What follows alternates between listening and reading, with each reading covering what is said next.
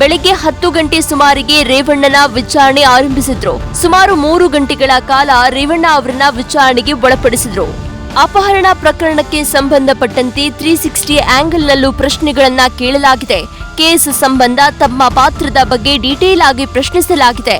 ಆದರೆ ಎಸ್ಐಟಿ ಅವರು ಕೇಳಿದ ಯಾವ ಪ್ರಶ್ನೆಗಳಿಗೂ ರೇವಣ್ಣ ಸಮರ್ಪಕವಾದ ಉತ್ತರ ಕೊಟ್ಟಿಲ್ಲ ಅನ್ನೋದು ಇನ್ಸೈಡ್ ಸಿಕ್ಕಿರೋ ಮಾಹಿತಿ. ಹಾಗಾದ್ರೆ ಎಸ್ಐಟಿ ಅವರು ರೇವಣ್ಣಗೆ ಕೇಳಲಾದ ಪ್ರಶ್ನೆಗಳು ಯಾವುದು, ಯಾವೆಲ್ಲ ವಿಷಯಕ್ಕೆ ಸಂಬಂಧಪಟ್ಟಂತೆ ಪ್ರಶ್ನೆಗಳನ್ನ ಕೇಳಲಾಯಿತು ಅನ್ನೋದನ್ನ ನೋಡುದಾದ್ರೆ, ರೇವಣ್ಣ ಅವರೇ, ಪ್ರಕರಣದ ಬಗ್ಗೆ ಏನ್ ಹೇಳ್ತೀರಾ ಹೇಳಿ.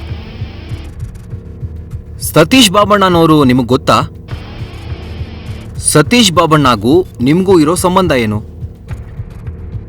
ರಾಜ್ಗೋಪಾಲ್ ಅವ್ರ ಹುಣಸೂರಿನ ಫಾರ್ಮ್ ಹೌಸ್ ಬಗ್ಗೆ ನಿಮಗೆ ಏನ್ ಗೊತ್ತು? ನೋಡಿ, ಈ ಸತೀಶ್ ಬಾಬಣ್ಣ ರಾಜ್ಗೋಪಾಲು ನನಗೆ ಗೊತ್ತು.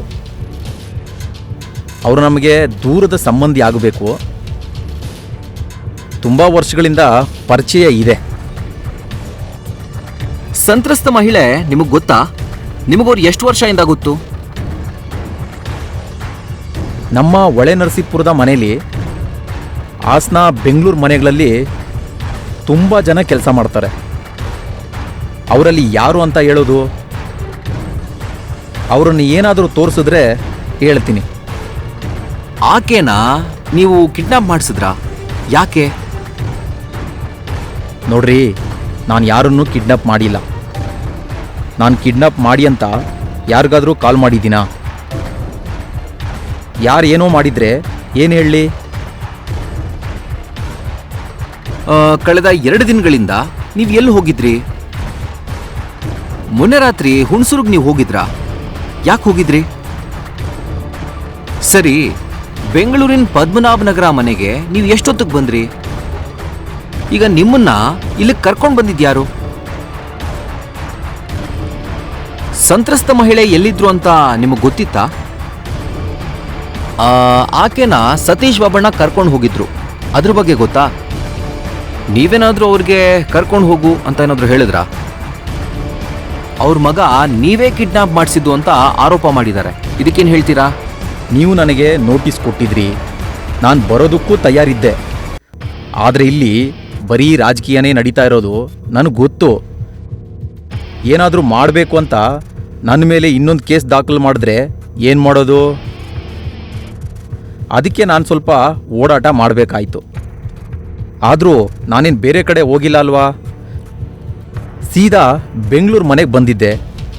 ನೀವು ಬಂದಾಗ ನಾನೇ ಬರಲಿಲ್ವಾ ಹೇಳಿ? ಸತೀಶ್ ಬಾಬಣ್ಣ ಅವ್ರ ಸ್ಟೇಟ್ಮೆಂಟಲ್ಲಿ ನೀವು ಹೇಳಿದ್ದಕ್ಕೆ ಕರ್ಕೊಂಡು ಹೋಗಿದ್ದು ಅಂತ ಹೇಳಿದ್ದಾರೆ. ಇದಕ್ಕೇನು ಹೇಳ್ತೀರಾ? ಹೋಗಿ ನೀವ್ಯಾಕೆ ಅವ್ರನ್ನ ಕರ್ಕೊಂಡು ಬರೋಕೆ ಹೇಳಿದ್ರಿ?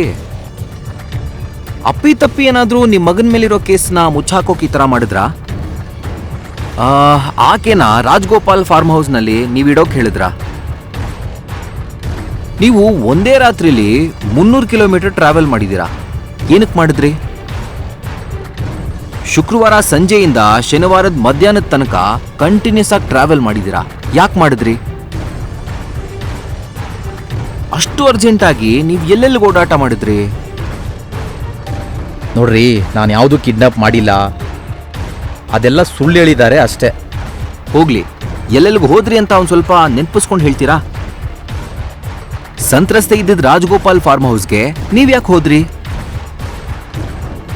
ನಿಮ್ಮ ಮಗನ ವಿರುದ್ಧವಾಗಿ ಸ್ಟೇಟ್ಮೆಂಟ್ ಕೊಡಬಾರ್ದು ಅಂತ ಹೆದರಿಸಿ ಬೆದರಿಸಿ ಈ ಥರ ಏನಾದರೂ ಮಾಡಿದ್ರಾ?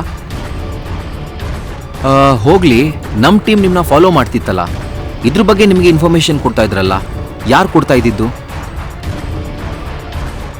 ರೇವಣ್ಣ ಅವರೇ, ಲಾಸ್ಟಲ್ಲಿ ನಿಮ್ಮ ತಂದೆ ಮನೆಗೆ ನೀವು ಬರ್ತೀರಾ. ಯಾಕೆ ಬಂದ್ರಿ?